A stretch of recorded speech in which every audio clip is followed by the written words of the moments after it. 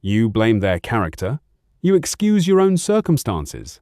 Same mistake, two completely different verdicts, and you don't even notice you're doing it every single week, across every team you manage, for years, without a single moment of conscious awareness that anything unfair just happened. An employee misses a deadline, and a manager quietly concludes they're disorganized. That same manager misses their own deadline the following week, and the story changes instantly. This was just an unusually chaotic quarter, nothing to do with how they work. Same outcome. Same manager judging both events, only a week apart. Two completely different explanations, and only one of them reaches for character. That gap has a name. It's called the fundamental attribution error, and it describes a well-documented tendency to explain other people's behavior using their character, while explaining our own behavior using our circumstances. The bias runs in a very specific direction, and once you see it, you notice it everywhere. When someone else fails, we reach for a trait. They're careless, they're unreliable, they're not cut out for this. When we fail, we reach for a circumstance instead.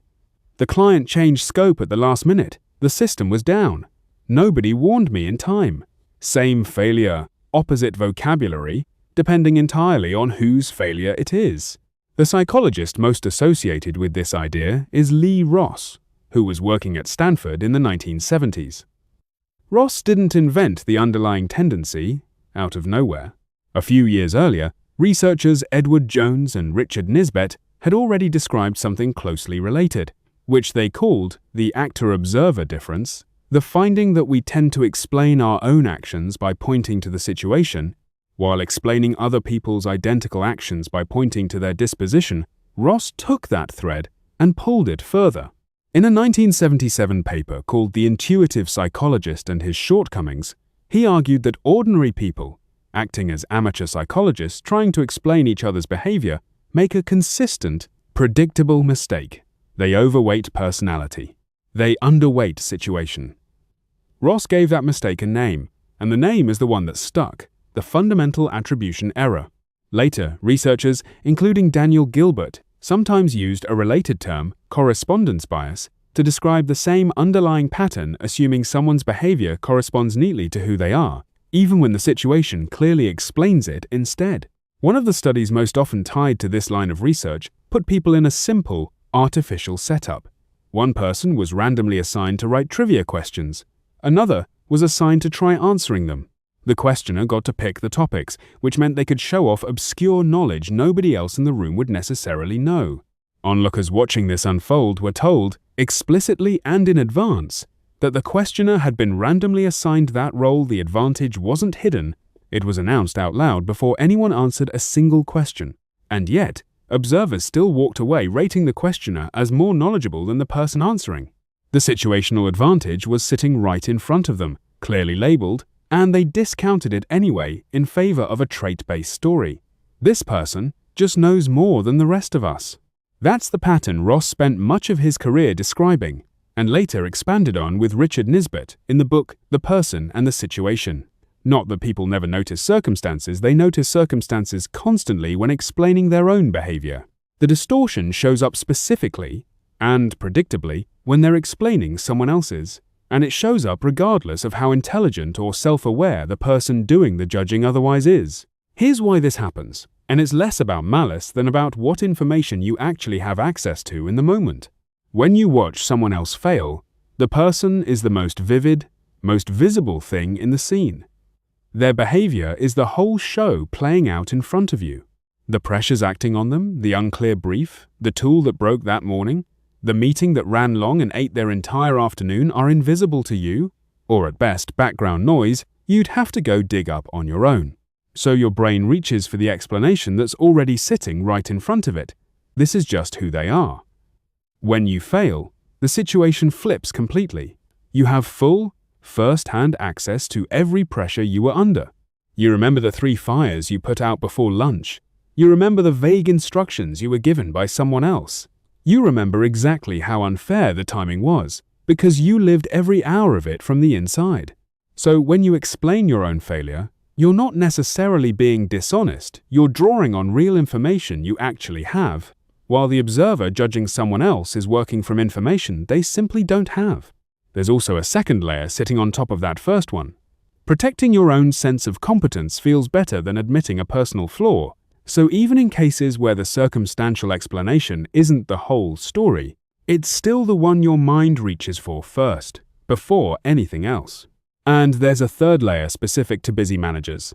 Under time pressure, a trait-based explanation is simply faster to produce than a situational one, because a trait requires no further investigation, while a real circumstantial explanation requires actually asking questions you may not have time for between back-to-back meetings. At work, this creates a quiet, persistent unfairness in how performance actually gets judged, and it plays out in far more places than a single missed deadline. Take the deadline case first, because it's the clearest version of the pattern. A manager reviewing two employees who both missed the exact same deadline, caused by the exact same unexpected system outage, may still walk away describing one as inconsistent and unreliable, and the other as someone who just had a rough week. The determining factor often isn't the failure itself, and it isn't even the outage. It's purely based on which employee's private explanation the manager happened to hear first, or how much the manager already liked that person going in. The outage was identical for both of them. The verdicts were not. Now push the same pattern into a performance review cycle, where the stakes are considerably higher because the judgment gets written down and tied directly to compensation and promotion decisions. A manager sits across from an underperforming employee and describes them, in the written review, as someone who lacks initiative, who isn't hungry enough, who doesn't seem cut out for the next level of responsibility. Meanwhile, that same manager, 1 quarter earlier, missed their own revenue targets and explained it to their own boss as market conditions a soft quarter across the whole industry, nothing to do with their own effort or capability. Both situations are missed numbers. One gets attributed to a permanent trait sitting inside a different person, the other gets attributed to an external, temporary condition sitting outside the manager. Nobody in either room usually notices the asymmetry, because the two conversations happen in different rooms, months apart, with different people present. But the underlying structure is identical to the deadline case, just dressed up in higher stakes and a formal document that follows the employee around for years, long after the manager's own soft quarter has been forgotten by everyone but the manager. But here's the part nobody expects. This blind spot doesn't stop at missed deadlines and quarterly numbers. It reaches straight into who gets hired, and it reaches into how entire teams tear each other apart after a shared failure, exactly where people are most convinced they're being objective. Hiring panels fall into this constantly, and there's a specific version of it worth naming directly: the internal referral problem. A candidate who is referred by someone already on the team stumbles on one interview question, gets visibly flustered, gives a weak answer, recovers awkwardly, and moves on. The panel, many of whom already have a working relationship with the referring employee, quietly chalks it up to nerves. Anyone can have an off moment under pressure, they say to each other afterward, and they move the candidate forward to the next round without much debate.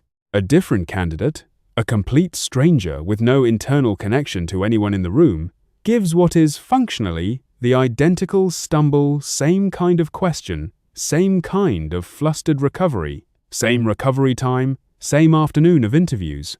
The panel reads it as a real signal instead. Maybe they don't think clearly under pressure. Maybe this reveals something meaningful about how they'd perform on the actual job. Same behavior, twice, in the same afternoon. Two different explanations. And the only variable that actually moved between the two cases was how much the panel already liked or trusted the person before the interview even started. Nobody on that panel would say out loud that the referral gets a pass and the stranger doesn't, and yet the outcome is exactly that, decided before either candidate finishes their sentence. There's a third version of this that shows up whenever two teams share a project and that project fails in front of everyone. Engineering blames product for shipping unclear requirements, for changing scope late in the cycle, for not understanding basic technical constraints. A story about product's character, dressed up as a process complaint. Product blames engineering right back for being slow, rigid, unwilling to adapt to a fast-moving market again. Character, dressed up this time as a technical complaint. Meanwhile, each team explains its own contribution to the same failure in purely circumstantial terms. Engineering says the original timeline was unrealistic from the very start, set by people who didn't understand the work involved. Product says they were reacting to last-minute pressure that came down from leadership and had no real choice in the matter. Both of those circumstantial explanations might genuinely be true at the same time. That's what makes this version so corrosive inside an organization. It isn't that anyone involved is lying to the room. It's that both sides are running the exact same asymmetry, at exactly the same time, aimed squarely at each other, in the same retro meeting, and neither side can see it happening from the inside of their own explanation. This is where I'll say something a little uncomfortable, and it's worth sitting with for a second. The reason this bias survives so well inside companies isn't that people are unusually dishonest with each other. It's that being generous to yourself and harsh toward others feels, from the inside, exactly like being accurate and fair. The fix for this isn't empathy in the vague, feel-good, be nicer to people sense that gets thrown around in leadership workshops. It's a very specific, almost mechanical discipline, and it works precisely because it doesn't rely on you suddenly becoming a more generous or more patient person overnight. Before concluding that someone's failure reveals who they fundamentally are, you ask a single, concrete question. What circumstance might explain this outcome just as easily as the character flaw I'm about to reach for, not as a favor to them, as a check on your own information gap, which is real and which you can partially close if you actually try. Here's what that looks like in practice, worked through end to end. Say an employee misses a third deadline in 2 months, and your gut instinct says this person simply can't manage their own workload. Before writing that conclusion into a formal review, you run the exact same accounting you would automatically run if this had been you. What tools were they actually working with during that stretch? Were they quietly pulled onto other work you yourself asked for? Work that never showed up anywhere on the original project plan? Did the requirements shift midway through?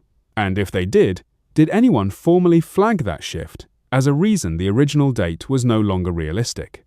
Were they given the same context, the same support, and the same access to you that a stronger performer on your team would have automatically gotten? Or did something fall through on your side of the relationship, not theirs? None of this is asking whether they're secretly a good employee despite the evidence. It's asking whether you have actually looked at the same category of circumstantial evidence for them that you would reflexively use to explain your own miss. Often, when you run this seriously, and not as a performance of fairness, you find some of it is genuinely there, sitting in plain sight once you go looking. Not all of it, and that matters too. Some failures really are about capability, and this discipline was never meant as a device for excusing every miss automatically. It's a device for making sure you actually looked with real effort before you decided. The same check applies just as cleanly to the retro meeting after a shared project blows up. Instead of letting each team present its polished, circumstantial account of its own failure, while quietly narrating the other team's failure as a character problem, a manager running that meeting can ask both teams, out loud and on the record, to state one circumstance that might explain the other team's mistakes just as easily as a flaw would. It forces both sides to do the same accounting for each other that they were already doing for themselves. In the same room, at the same time, instead of 2 hours apart in private, complaining to their own people about the other team's supposed dysfunction.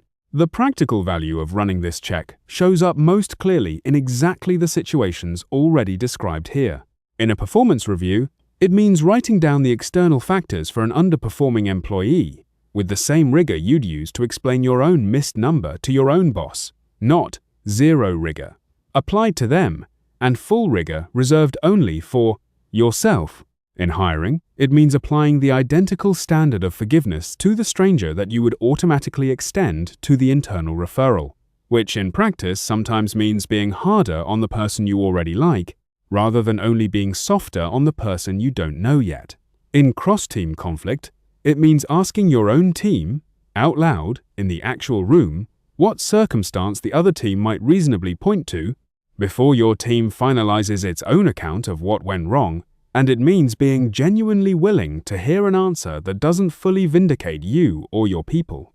None of this requires trusting people blindly, and it doesn't require lowering your standards for what good performance looks like. It requires closing an information gap you probably didn't even know you had. On purpose, every single time you're about to turn someone else's bad week into a permanent judgment about who they fundamentally are as a person, a judgment that's much harder to undo than the missed deadline that triggered it in the first place. The management takeaway is simple enough to actually use starting today.